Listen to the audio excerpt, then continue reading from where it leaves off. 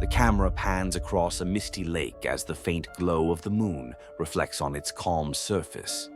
A chill breeze rustles the surrounding trees, and an unsettling silence dominates the night. Suddenly, a soft ripple disturbs the still water, forming strange symbols that begin glowing faintly. A whisper breaks the silence, barely audible but enough to raise goosebumps. Do not read what you cannot unsee. If this caught your attention, make sure to subscribe, like, and share for more thrilling stories like this one. Let's dive deeper into the tale of the cursed lake. The legend of Blackwood Lake had been whispered through the small town of Ravensbury for decades. Locals warned against going near it after dark, claiming it was cursed. Strange disappearances, eerie sounds, and whispers of ancient magic surrounded the lake's reputation.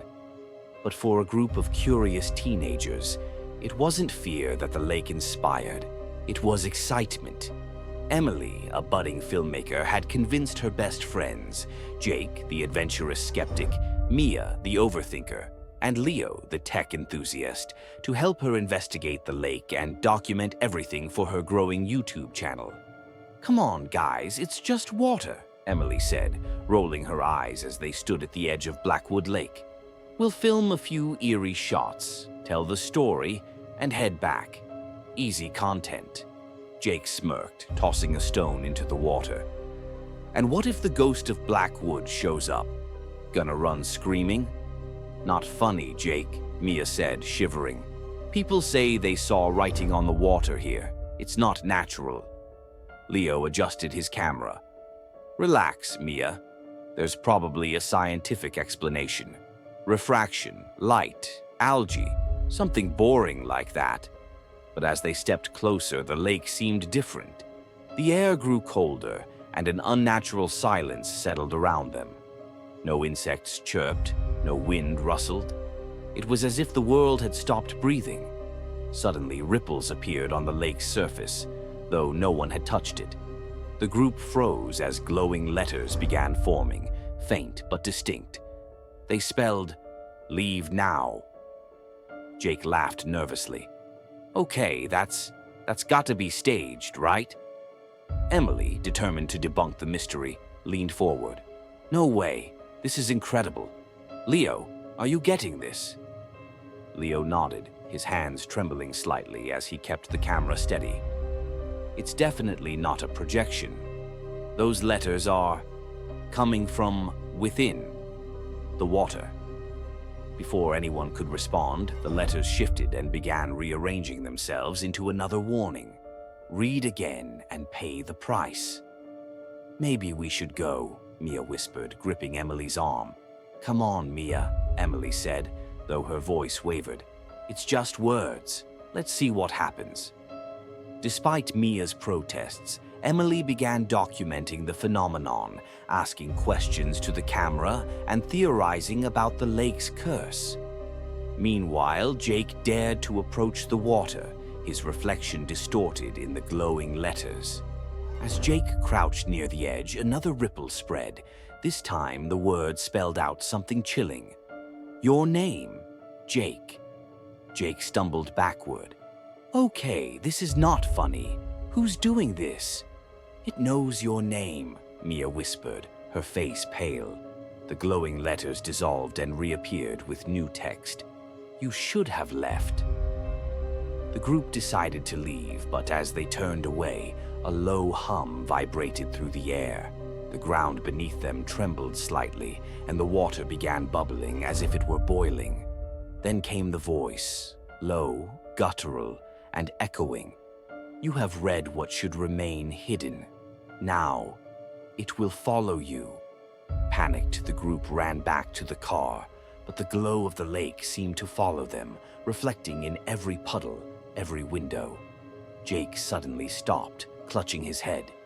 "It's in my mind," he muttered, his eyes wide with fear. When they finally reached town, strange things started happening.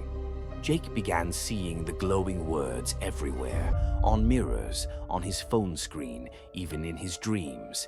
Each message grew darker and more threatening. "Time is running out." You cannot escape. Emily, determined to save her friend, dove into researching the lake's history. She discovered an old journal belonging to a man named Elias Blackwood, a recluse who had drowned in the lake centuries ago. His last entries hinted at a curse. The lake remembers. It knows. To read its message is to invite its wrath. The price is your mind, your soul, your existence. Emily realized the curse wasn't just about reading the messages, it was about understanding them.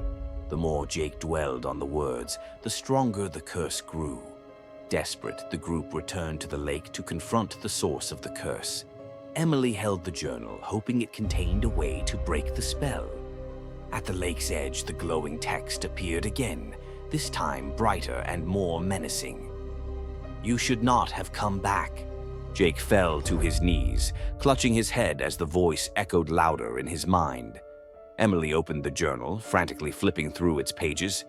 "Elias Blackwood wrote something about reversing the curse," she shouted over the rising hum. "We have to rewrite the message."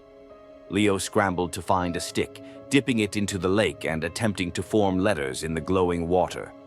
The glowing text shifted violently, fighting against him. As Emily recited the incantation from the journal, the lake's surface churned violently.